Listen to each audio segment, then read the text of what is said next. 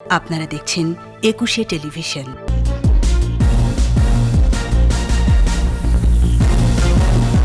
সড়কে গাড়ি ভাঙচুর শিক্ষার্থীদের কাজ না, বললেন প্রধানমন্ত্রী। শিক্ষা প্রতিষ্ঠানে ফিরে যাবার নির্দেশ।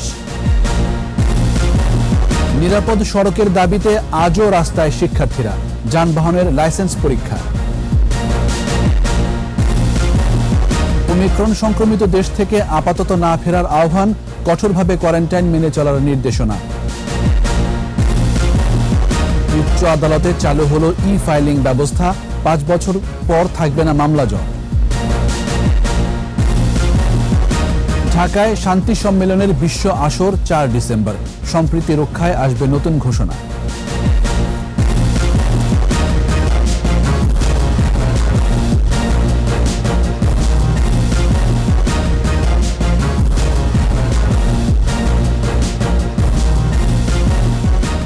শুনছিলেন ফার্স্ট সিকিউরিটি ইসলামী ব্যাংক লিমিটেড সংবাদ শিরোনাম। আমন্ত্রণ রাত 11টার একুশে সংবাদে, সাথে আছি আমি জাবের হোসেন। দর্শক, একুশে টেলিভিশনের সংবাদ একই সাথে সরাসরি দেখতে পাবেন আমাদের ফেসবুক পেজ www.facebook.com/2124 অনলাইনে। এছাড়া সংবাদে আরও থাকছে: কেন্দ্রীয় শহীদ মিনারে জাতীয় অধ্যাপক রফিকুল ইসলামের প্রতি নাগরিক শ্রদ্ধা, আজিমপুরে অন্তিম শয়ান।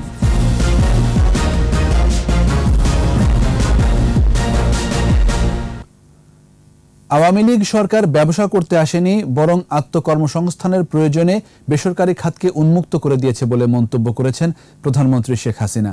তৃণমূল মানুষের ভাগ্য পরিবর্তন করতে তাদের পাশে দাঁড়াতে সামর্থ্যবানদের প্রতি আহ্বান জানিয়েছেন প্রধানমন্ত্রী। আকবর হোসেন সুমনের রিপোর্ট।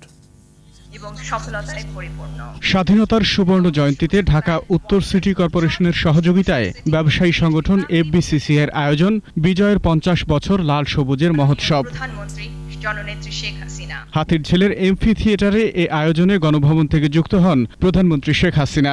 ক্ষুধা দারিদ্র্যমুক্ত সোনার বাংলা গড়তে তুলে ধরেন বঙ্গবন্ধু ও তার সরকারের অবদান। একটু দীর্ঘ সময় সরকারি থাকার সুবিধা পেয়েছি বলেই মানুষের উন্নয়নে কাজ করতে পেরেছি। আজকে বাংলাদেশে দারিদ্র্যের হার 20 ভাগে নেমে এসেছে। করোনা ভাইরাসের এই মহামারী যদি দেখা না দিত, তাহলে হয়তো আমরা আরও কমাতে পারতাম।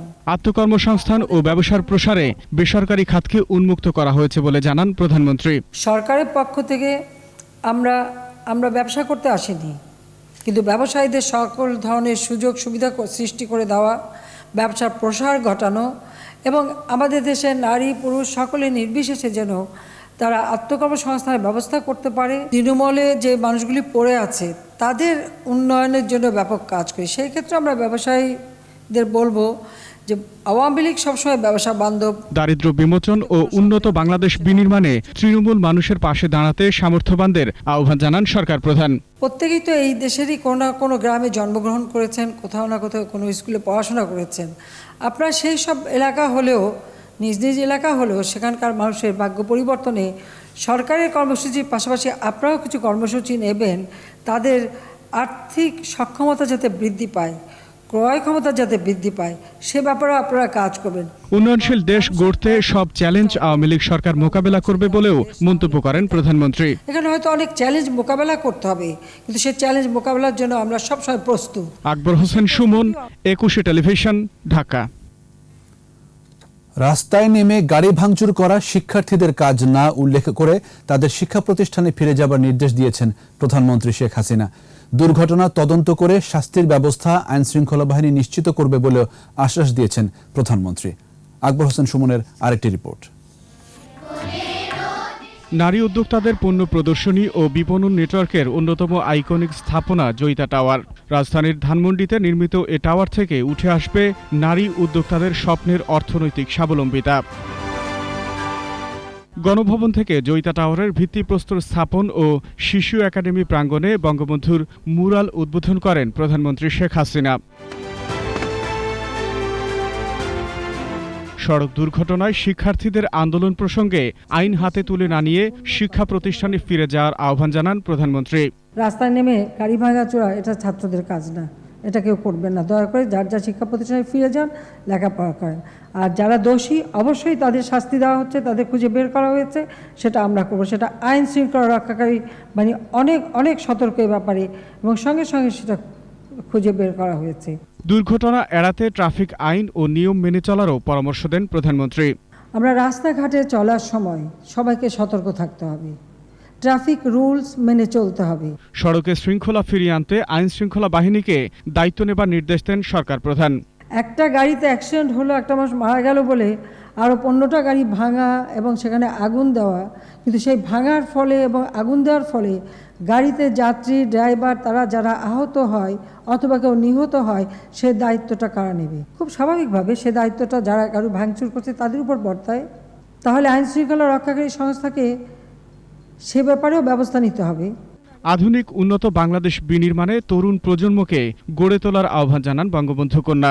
লেখাপড়া শিখে দেশের জন্য কাজ করতে হবে। আকবর হোসেন সুমন, একুশে টেলিভিশন, ঢাকা। নিরাপদ সড়কের দাবিতে আজও রাস্তায় শিক্ষার্থীরা। সড়কে শৃঙ্খলা না ফেরা পর্যন্ত শ্রেণীকক্ষে যাবেন না বলে হুঁশিয়ারি দেন তারা। সড়ক অবরোধ করে গাড়ি চালকদের লাইসেন্স চেকও করেন আন্দোলনকারীরা। রাসেল খানের রিপোর্ট। নিরাপদ সড়কের দাবিতে সকাল থেকেই রাস্তায় নামেন বিভিন্ন স্কুল কলেজের শিক্ষার্থীরা। রাজধানীর রামপুরা, শান্তিনগর ও যাত্রাবাড়ি এলাকায় সড়ক অবরোধ করেন তারা। সে সময় নিরাপদ সড়ক নিশ্চিত সহ 9 দফা দাবি বাস্তবায়নের দাবি জানান আন্দোলনরতরা। সহপাঠীদের মৃত্যুকে মানতে পারছেন না এসব ক্ষুদে শিক্ষার্থীরা, তাই দাবি আদায় না করে শ্রেণীকক্ষে ফিরছেন না বলে জানায় তারা। অনাবিলের একটা বাসের কাগজপত্র নিল ট্রাফিক পুলিশ, নতুন বাজার নিল, উনি 100 টাকা বাইর করে পুলিশের হাতে দিল, পুলিশ কাগজপত্র দিয়ে টাকা নিয়ে চলে গেল।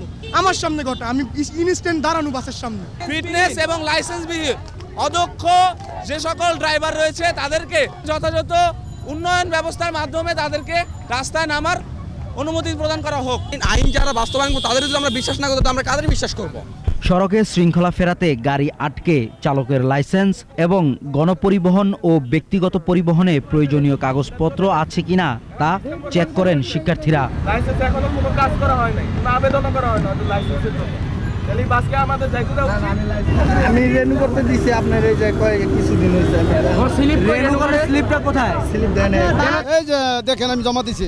অনেকে ভুয়া কাগজ নিয়ে আসছে, নিজেরা কম্পিউটারে লিখে নিয়ে আসছে। সরকারের প্রশাসন এগুলো কি? প্রশাসনিক চোখে পড়ে না এগুলা? আমরা ছাত্ররা নিরাপদ সড়ক কেমনে নিব তাহলে? আন্দোলনে সড়কে দেখা দিয়েছে দীর্ঘ যানজট।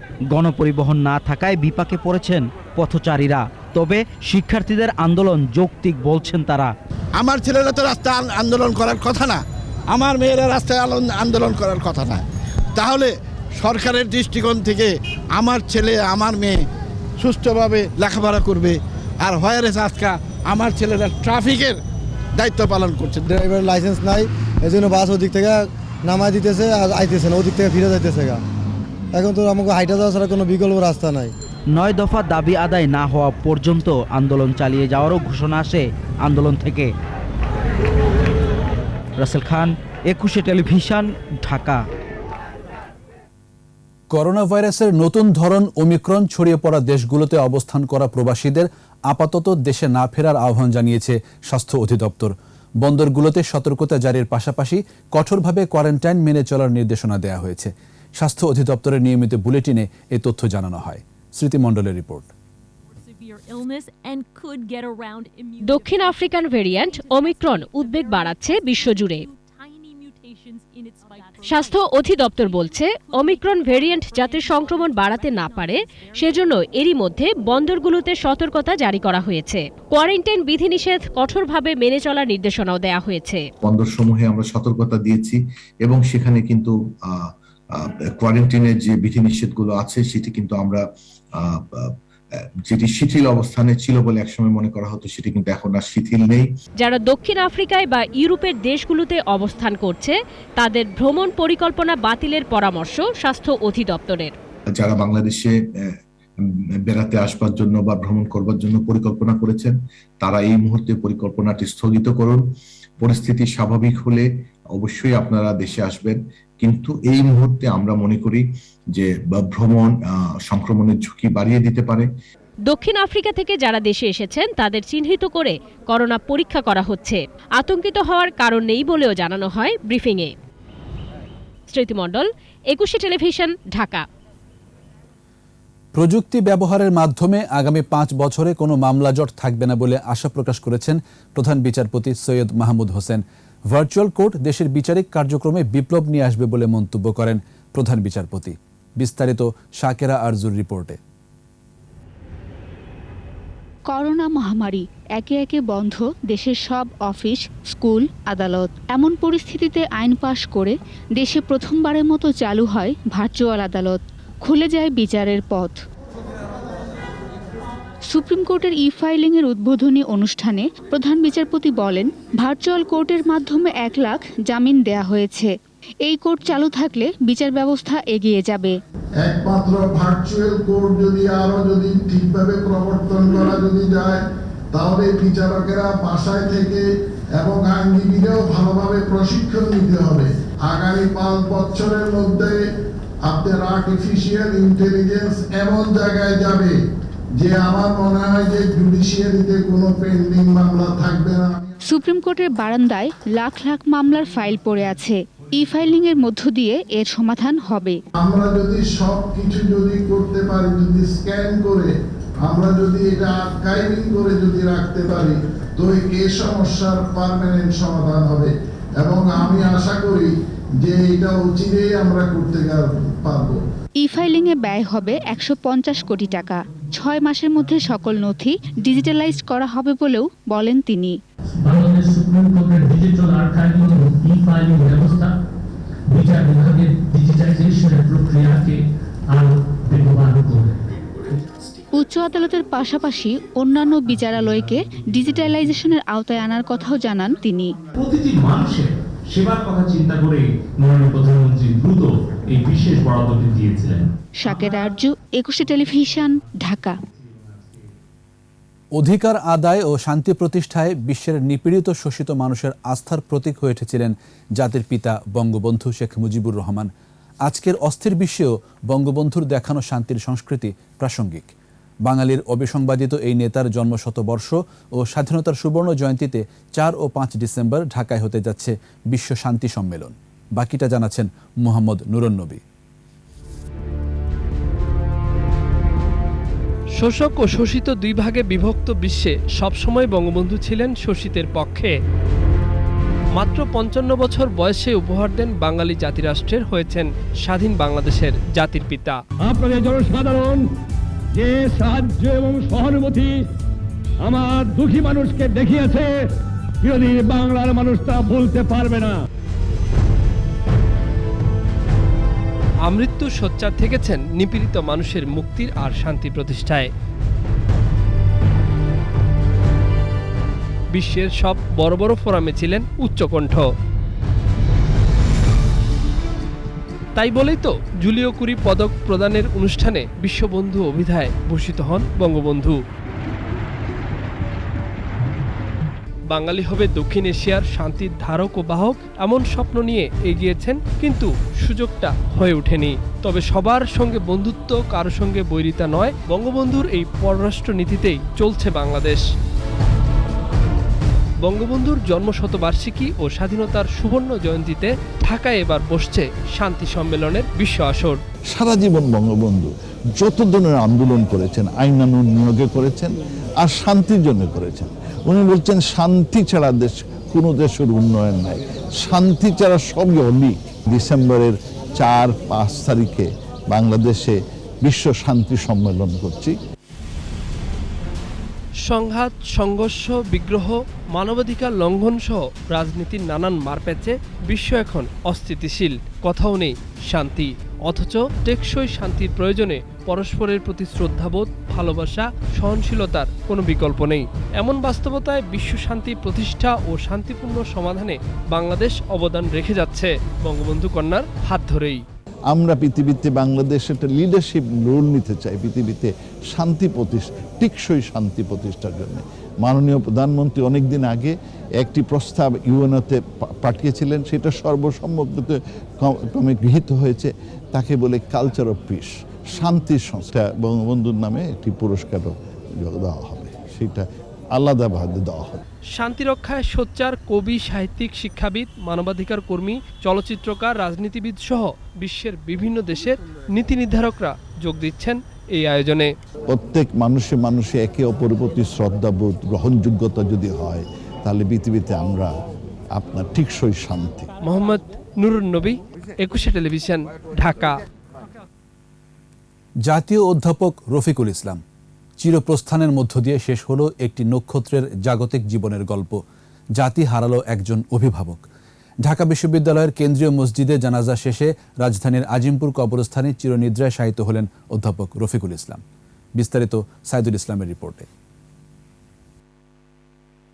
জাতীয় অধ্যাপক, জাতির পিতা বঙ্গবন্ধু শেখ মুজিবুর রহমানের জন্মশতবার্ষিকী উদযাপন জাতীয় বাস্তবায়ন কমিটির সভাপতি অধ্যাপক রফিকুল ইসলাম। কেন্দ্রীয় শহীদ মিনারে তার মরদেহে শ্রদ্ধা জানান সর্বস্তরের মানুষ। শ্রদ্ধা জানানো হয় রাষ্ট্রপতি আব্দুল হামিদ এবং প্রধানমন্ত্রী শেখ হাসিনার পক্ষ থেকে। আওয়ামী লীগের সাধারণ সম্পাদক ওবায়দুল কাদেরের নেতৃত্বে শ্রদ্ধা নিবেদন করেন দলের নেতাকর্মীরা। পরে ওবায়দুল কাদের বলেন, অধ্যাপক রফিকুল ইসলামের চলে যাওয়া অপূরণীয় ক্ষতি।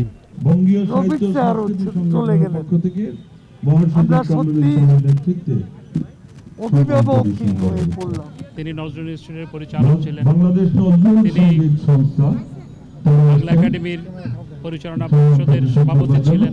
আমরা জাতি সবসময় যে মানুষগুলোর দিকে আমরা মাথা তুলে তাকাই, যারা আমাদেরকে পথ দেখান, তেমন একজন মানুষ চলে গেছেন। শ্রদ্ধা জানান বিশ্ববিদ্যালয়ের শিক্ষক, শিক্ষার্থী সহ বিশিষ্টজন এবং বিভিন্ন সংগঠন। জাতির বিভিন্ন রাজনৈতিক, সামাজিক, সাংস্কৃতিক আন্দোলনের তিনি সম্মুখ সারির একজন বুদ্ধিজীবী হিসাবে সবসময় অনুপ্রেরণা দিয়েছেন। তিনি ভাষা আন্দোলনে অংশ নিয়েছেন। তিনি সে সময়ে যে ছবিগুলো ধারণ করেছিলেন, সেই ছবিগুলো কিন্তু আজকে আমাদের ভাষা আন্দোলনের ঐতিহাসিক চিত্র। 87 বছর বয়সে স্বাধীনতা ও 21 পদকপ্রাপ্ত অধ্যাপক রফিকুল ইসলাম ঢাকার একটি হাসপাতালে চিকিৎসাধীন অবস্থায় মঙ্গলবার শেষ নিঃশ্বাস ত্যাগ করেন। সাইদুল ইসলাম, 21 টেলিভিশন, ঢাকা। নিচ্ছি সংবাদ বিরতি। যখন ফিরছি তখন অন্যান্য খবরের সঙ্গে আরও থাকবে জ্ঞান বিজ্ঞানে শিক্ষার্থীদের এগিয়ে যাওয়ার আহ্বান রাষ্ট্রপতির, বিশ্ববিদ্যালয়ে শিক্ষামান বাড়ানোর তাগিদ। প্রথমবারের মতো বর্জ্য বিদ্যুৎ প্ল্যান্ট স্থাপনে চুক্তি সই, প্রতিদিন পাওয়া যাবে 42 মেগাওয়াট।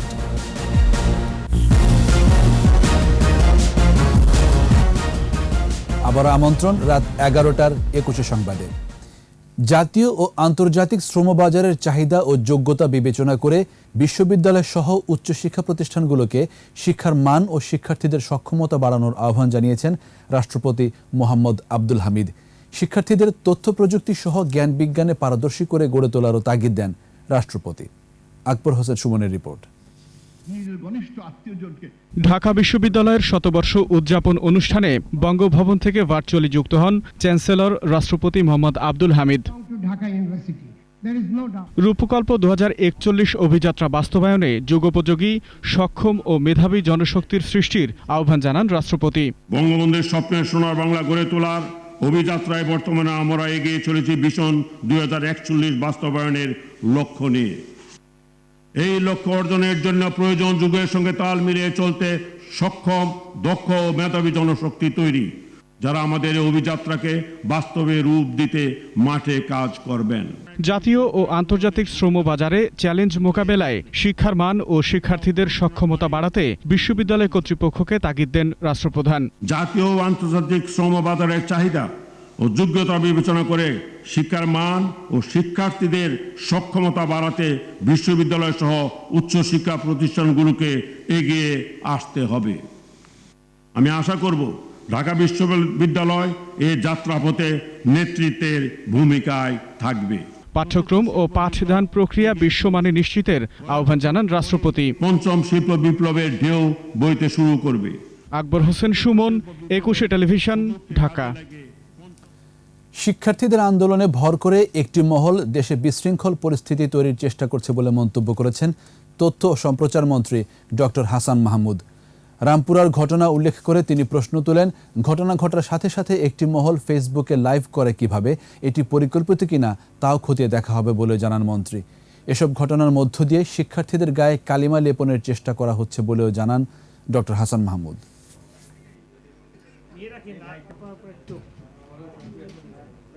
ছাত্রদের আন্দোলনে ভর করে একটি মহল দেশে বিশৃঙ্খলা সৃষ্টি করার অপচেষ্টা চালাচ্ছে।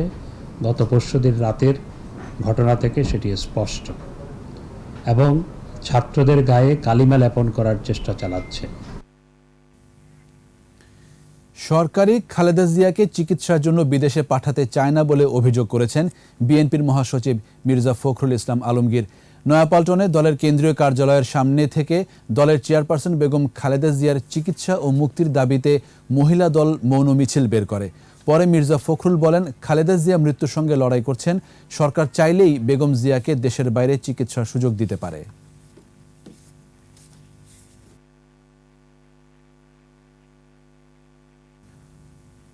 প্রথমবারের মতো বর্জ্য থেকে বিদ্যুৎ উৎপাদনে চীনের একটি প্রতিষ্ঠানের সাথে চুক্তি করেছে ঢাকা উত্তর সিটি কর্পোরেশন। 15,325 কোটি টাকা ব্যয়ে এই কেন্দ্র থেকে উৎপাদিত হবে 42.5 মেগাওয়াট বিদ্যুৎ। মাহমুদ হাসানের রিপোর্ট।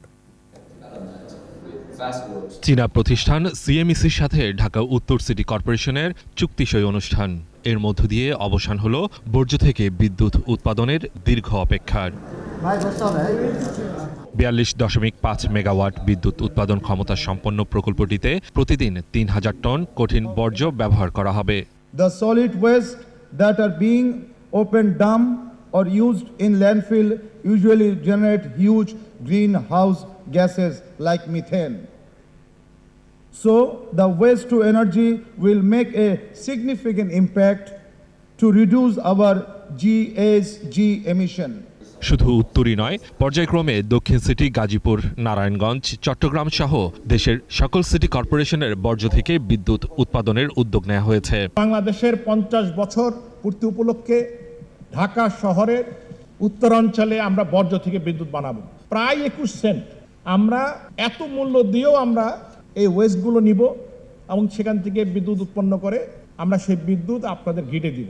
বর্জ্য পুড়িয়ে বিদ্যুৎ উৎপাদন পদ্ধতি পরিবেশের কোনো ক্ষতি করবে না বলেও জানানো হয় অনুষ্ঠানে। Incineration process is the right process, especially for Bangladesh and Europe, because their population density is so low, they can go to alternative landfilling and like other anything else. But for Bangladesh, actually landfilling, because we are very land hungry country, we cannot do that. এই বিদ্যুৎ কেন্দ্র নির্মাণে ব্যয় হবে 15,325 কোটি টাকা। City corporation দিবে প্রয়োজনীয় জমি আর বর্জ্য। মাহমুদ হাসান, 21 টেলিভিশন, ঢাকা। জাতির পিতা বঙ্গবন্ধু শেখ মুজিবুর রহমানের জন্মশতবার্ষিকী এবং স্বাধীনতার সুবর্ণ জয়ন্তী উদযাপন উপলক্ষে বিজয় দিবস কুচকাওয়াজের লোগো উন্মোচন হয়েছে। বুধবার বিকেলে ঢাকা সেনানিবাসের আর্মি মাল্টিপারপাস কমপ্লেক্সে জাতীয় সংসদের স্পিকার ডক্টর শিরিন শারমিন চৌধুরী এই লোগো উন্মোচন করেন। অনুষ্ঠানে উপস্থিত ছিলেন সেনাবাহিনী প্রধান জেনারেল এস.এম. শফিউদ্দিন আহমেদ, নৌবাহিনী প্রধান অ্যাডমিরাল মোহাম্মদ শাহিন ইকবাল, ভারপ্রাপ্ত বিমান বাহিনী প্রধান air vice marshal M Shafiqul Alam. এবছর প্রথমবারের মতো 6টি বন্ধু প্রতিম দেশের সামরিক কন্টিনজেন্ট বিজয় দিবসে কুচকাওয়াজে যোগ দিবে।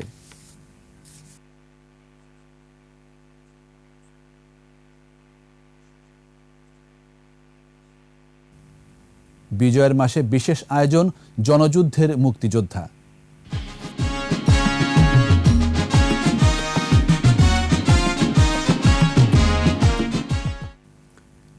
৭১-এর মুক্তিযুদ্ধ বাঙালি জাতির অনন্য স্মারক। লাশের ধ্বংসস্তূপ থেকে এ মাসেই উদয় হয়েছিল স্বাধীনতার সূর্য। আগুন ঝরা সেসব দিনরাত্রির কথা গাজীপুরের বীর মুক্তিযোদ্ধা হাবিবুর রহমানের কাছ থেকে তুলে এনেছেন প্রতিনিধি অপূর্ব রায়।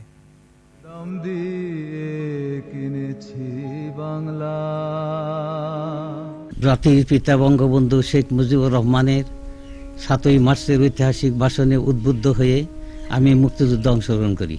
প্রথমে আগরতলা হেজামারা ক্যাম্পে ওখানে অংশগ্রহণ করি। ওখান থেকে কিছুদিন পরে আমরা আসাম প্রদেশে লাইলাপুর বিখ্যাত গেরিলা প্রশিক্ষণ কেন্দ্রে প্রশিক্ষণ গ্রহণ করে আমরা 4 জন সেকশন কমান্ডার ছিলাম। এই 4 জন আমরা এই এলাকায় বিশেষ করে কালিয়াকৈর অঞ্চলে আমরা এইখানে যুদ্ধ করি। প্রথমে আমরা সিদ্ধান্ত নেই যে রাজাকারদের মাধ্যমে পাক হানাদার বাহিনী যে রসদ পায় সেই রসদ বন্ধ করতে হবে। কালিয়াকৈরে বর্তমানে যে ব্রিজটা আছে এবং নদী, এই মোহনায় রাজাকারদের বাংকার ছিল।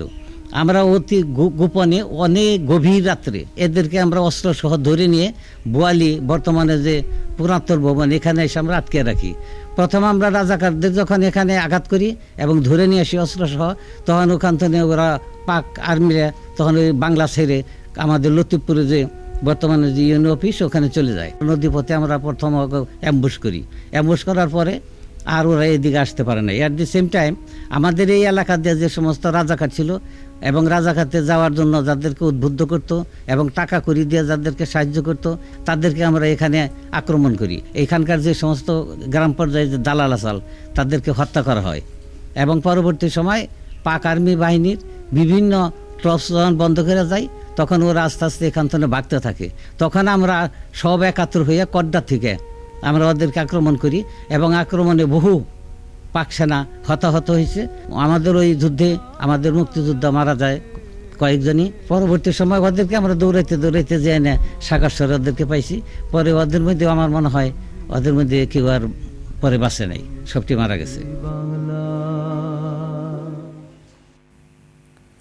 লাখো শহীদের আত্মবলিদান আর অসংখ্য বীরাঙ্গনার ত্যাগের বিনিময়ে লাল সবুজের বিজয় পতাকা উড়েছিল মহান ডিসেম্বরে। স্বাধীনতার 50 বছর পর বাঙালির প্রত্যাশা আর প্রাপ্তির নিকেশ কষেছেন আদিত্য মামুন। 1971 মুক্তির মহানায়ক বঙ্গবন্ধুর ডাকে 9 মাস আগেই যুদ্ধে নেমেছিল বীর বাঙালি। পাকিস্তানি জান্তা আর দখলদারের বিরুদ্ধে শুরু হয়েছিল সশস্ত্র সংগ্রাম। স্বাধীনতার সেই যুদ্ধ বাঙালির মুক্তির সনদ। অতঃপর জাতির জনকের হাত ধরে অগ্রসর হয় দেশ, এগিয়ে চলে জনতা। 75-এ স্বাধীনতার পরাজিত শক্তি সপরিবারে হত্যা করে বঙ্গবন্ধুকে। দেশ আবারও ঢুকে পড়ে অন্ধকারে। সেই থেকে খর্ব হতে থাকে মানুষের সার্বিক অধিকার, ব্যক্তির অর্থনীতি আর সমাজ দর্শন। একে একে আসে বাধা, উল্টো পথে হাঁটা দেশ ক্রমশ নিমজ্জিত হয় গভীর আধারে। মোস্তাক জিয়া এরশাদের সময় বদলে যায় সংবিধান, পরিবর্তন হয় রাষ্ট্র কাঠামোর বহুমাত্রিক ধরন। ঝঞ্ঝা বিক্ষুব্ধ সময় পার করে অবশেষে আলোর দেখা মেলে 1996 সালে, কিন্তু তাও স্থায়ী হয়নি বেশি দিন। 2008 সাল, বিপুল সংখ্যাগরিষ্ঠতা নিয়ে সরকার গঠন করে আওয়ামী লীগ। জাগরণের রেখা ধরে আসে পরিবর্তন, শুরু হয় ভাগ্য বদল। মানব সম্পদের সূচকে যোগ হয় নতুন মাত্রা। এশিয়ার অন্যতম তো বটেই, বিশ্বের দ্রুত বর্ধনশীল 25 দেশের অন্যতম এখন বাংলাদেশ। স্বাধীনতার পর প্রথম বাজেট ছিল মাত্র 786 কোটি টাকা। 2021-22 সালে বাজেটের আকার 6 লাখ কোটি টাকা ছাড়িয়েছে। মাথাপিছু আয় $93 থেকে উন্নীত হয়ে $2554 হয়েছে। রিজার্ভ ছাড়িয়েছে $46 বিলিয়ন। সবকিছু মিললে অবশ্যই আমাদের অনেক অগ্রগতি আছে। আমাদের শিক্ষায় যে বৈষম্য সেটা আমরা অনেক হ্রাস করেছি। তৈরি পোশাক, পাট, চা, ওষুধ, মাছ আর প্রযুক্তি শিল্পে এই দেশ এখন অনন্য নাম। দেশে একটা রপ্তানিমুখী একটা শিল্প গড়ে উঠেছে যেটা বিশ্বে আমাদের দ্বিতীয় স্থান। তৈরি পোশাক প্রত্যেক প্রজন্ম তার আগের প্রজন্ম থেকে মোটামুটি অর্থনৈতিক একটা ভালো অবস্থায়। বারুদ বিধ্বস্ত এ দেশের মাটি দিনে দিনে সোদা হয়েছে, বদলেছে মানুষের কর্মস্পৃহা। মেট্রো রেল, পদ্মা সেতু, এলিভেটেড এক্সপ্রেসওয়ে শেষ করে সাবমেরিন জাহাজের যুগে এখন বাংলাদেশ। মুজিবের নামে বঙ্গবন্ধু স্যাটেলাইট ছুঁয়েছে মহাকাশ। রক্ত দিয়ে লেখা স্বাধীনতার প্রতিটি ক্ষণ, প্রতিটি কাল, প্রতিটি মুহূর্ত। সুবর্ণ জয়ন্তী শুভক্ষণে তাই প্রত্যাশা অবিচল। জীবনের দামে অর্জিত স্বাধীনতার চেতনা যেন ভুলুণ্ঠিত না হয়।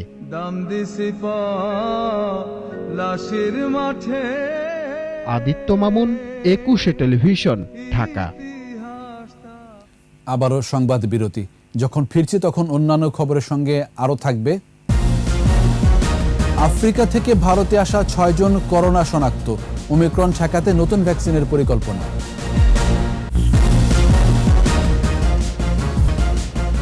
দেখছেন রাত 11টার 21 সংবাদ। অনেক অর্জন থাকলেও গেল 5 দশকে ভারত বাংলাদেশ সম্পর্কের মধ্যে রয়েছে অসমতা, যা উতরানোর উপর নির্ভর করছে আগামীর সম্পর্ক উন্নয়ন। রাজধানীর একটি হোটেলে গবেষণা প্রতিষ্ঠান সিপিডি আয়োজিত দ্বিপাক্ষিক আলোচনায় এমন মন্তব্য করেন বক্তারা। আরও জানাচ্ছেন মেহেদি হাসান। ভারত বাংলাদেশের গত 5 দশকের অর্জন এবং আগামী 5 দশকের সম্ভাবনা নিয়ে সিপিডির এই আয়োজন। অংশ নেন দুদেশের অর্থনীতিবিদ, কূটনৈতিক, ব্যবসায়ী নেতাদের পাশাপাশি সুশীল সমাজের প্রতিনিধিরা। এ সময় গেল 5 দশকে দুদেশের মধ্যে বাণিজ্য বৃদ্ধি, স্থল সীমান্ত চুক্তির বাস্তবায়ন ও পানি বন্টন নিয়ে অচলাবস্থা এবং সীমান্ত হত্যার মতো ইস্যুগুলো নিয়ে বিস্তারিত তুলে ধরেন বক্তারা। I urge upon you to look into the institutional framework. The Joint Rivers Commission is not working. Water cooperation through a framework of sharing benefits. The more this happens, the greater will be the political alignments. India imports $400 billion of import every year. Why our export is only $2 billion? বক্তারা বলেন, আগামীতে ভারত বাংলাদেশ সম্পর্ক আরও এগিয়ে যাওয়া নির্ভর করছে পারস্পরিক আস্থা, সম্মান এবং সমতা কতটুকু নিশ্চিত করা যায় তার উপর। We need to more enlighten, evidence-based analysis to look into the future and on the basis of the three things: trust, respect, equality. Bangladesh next steps or a next stage for next 50 years. Next 50 years, 2071, we won't be there.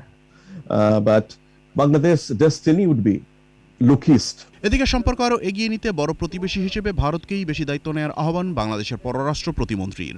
India is our closest and important neighbor.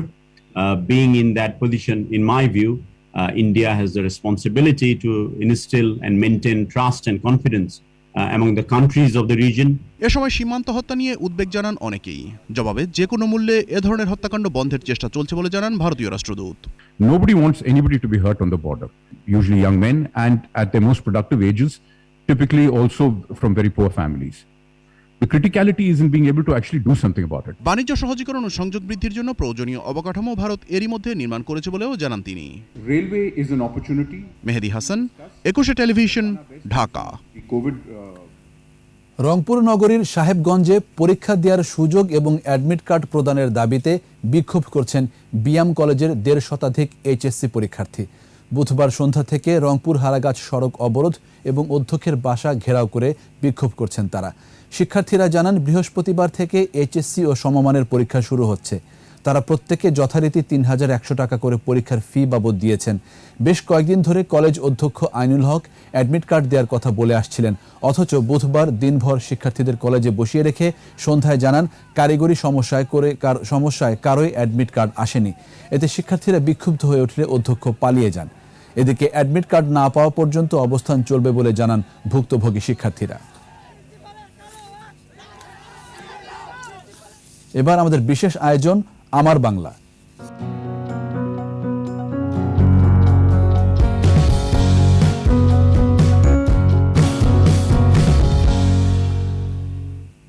Chandradinga নেত্রকোনার কলমাকান্দার উত্তরে গারো পাহাড়ের পাদদেশের পাহাড়ের নাম চন্দ্রডিঙ্গা। সাথে রয়েছে ঝর্ণা আর মনোমুগ্ধকর গারো পাহাড়। দিন দিন এর সৌন্দর্যে মুগ্ধ হয়ে ছুটে আসছেন দর্শনার্থীরা। নেত্রকোনা প্রতিনিধি মনোরঞ্জন সরকারের রিপোর্ট, জানাচ্ছেন রত্না জামান। চন্দ্রাকৃতি পাহাড় চন্দ্রডিঙ্গা। কথিত আছে পৌরাণিক যুগে পুজো করা নিয়ে হিন্দুদের দেবতা পদ্মা দেবীর সাথে চাঁদ সওদাগরের বিরোধ ছিল। চাঁদ সওদাগর পদ্মা দেবীর পূজা না করায় তিনি ক্ষুব্ধ হয়ে চাঁদের সপ্তডিঙ্গা কালীধর সাগরে ডুবিয়ে দেন। স্থানীয়দের বিশ্বাস আর তা ঘটেছিল নেত্রকোনার কলমাকান্দার এই রংছাতিতেই। ডুবে যাওয়া চাঁদ সওদাগরের ডিঙ্গার মাস্তুল গারো পাহাড়ের শিলাস্তরে অঙ্কিত হয়ে আগের স্মৃতি বহন করছে। কালের বিবর্তনে কালীধর সাগর আজকে পাহাড়ের স্তূপে পরিণত হয়েছে, অগণিত পাহাড় সৃষ্টি হয়েছে সেখানে। চন্দ্রডিঙ্গা বিখ্যাত আপনার চাঁদ সওদাগরের ডেঙ্গার জন্যই, সেখানে সেটি নিমজ্জিত হয়েছিল মৎস্যদেবীর শ্মশানলে। এখানে রয়েছে 7টি পাথরের নৌকার আকৃতি, ছোট ছোট ছড়া।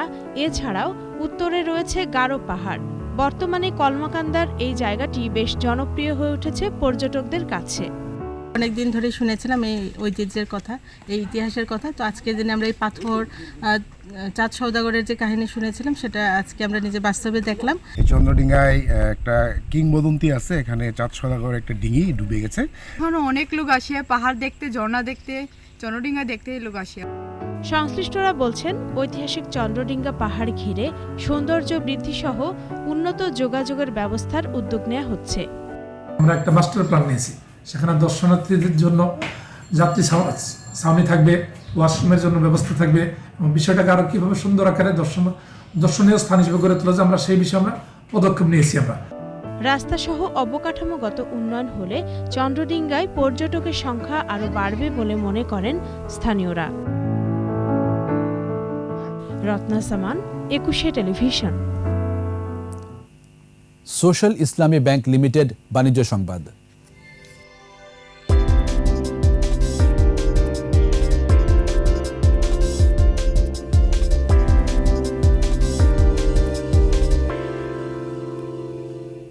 দেশের শীর্ষস্থানীয় বসুন্ধরা এলপি গ্যাসের ব্র্যান্ড অ্যাম্বাসেডর হলেন জনপ্রিয় মডেল ও অভিনেত্রী জয়া আহসান।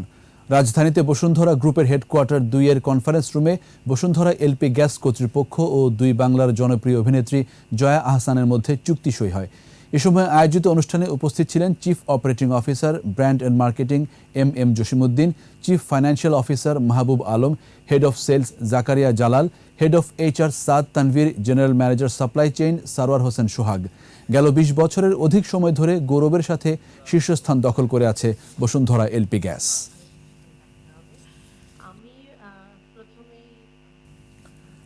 গাজীপুরে যাত্রা করল দেশের শীর্ষস্থানীয় DBL গ্রুপের অঙ্গ প্রতিষ্ঠান হামজা টেক্সটাইলস লিমিটেডের নতুন ইউনিট।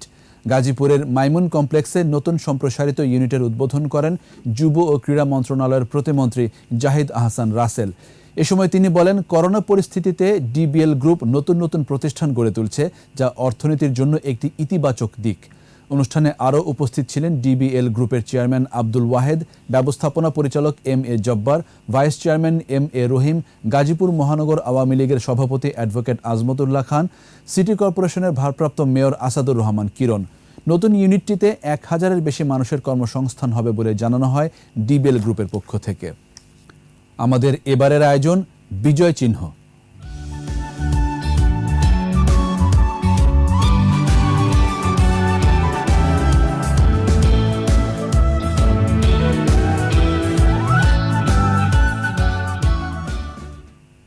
সোহরাওয়ার্দী উদ্যানে স্বাধীনতার প্রতীক হিসেবে দেদীপ্যমান শিখা চিরন্তন।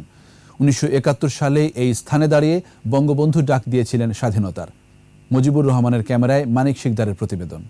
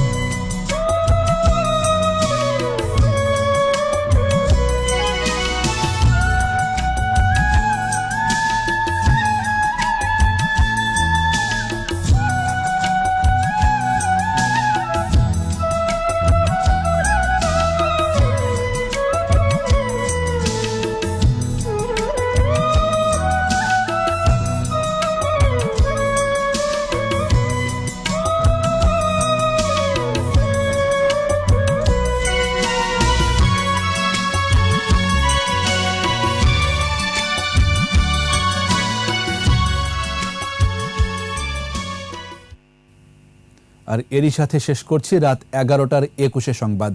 যাবার আগে ফার্স্ট সিকিউরিটি ইসলামী ব্যাংক লিমিটেড সংবাদ শিরোনামগুলো আরও একবার। সড়কে গাড়ি ভাঙচুর শিক্ষার্থীদের কাজ না, বললেন প্রধানমন্ত্রী। শিক্ষা প্রতিষ্ঠানে ফিরে যাবার নির্দেশ। নিরাপদ সড়কের দাবিতে আজও রাস্তায় শিক্ষার্থীরা, যানবাহনের লাইসেন্স পরীক্ষা।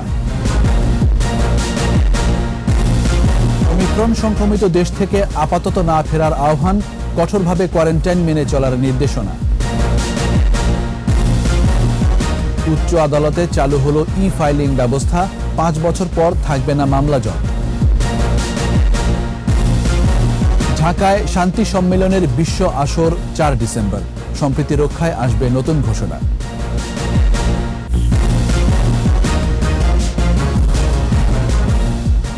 একুশে টেলিভিশনের সর্বশেষ খবর জানতে ডায়াল করুন 2021 নম্বরে আর ভিজিট করুন ekushe-tv.com এই ওয়েবসাইট।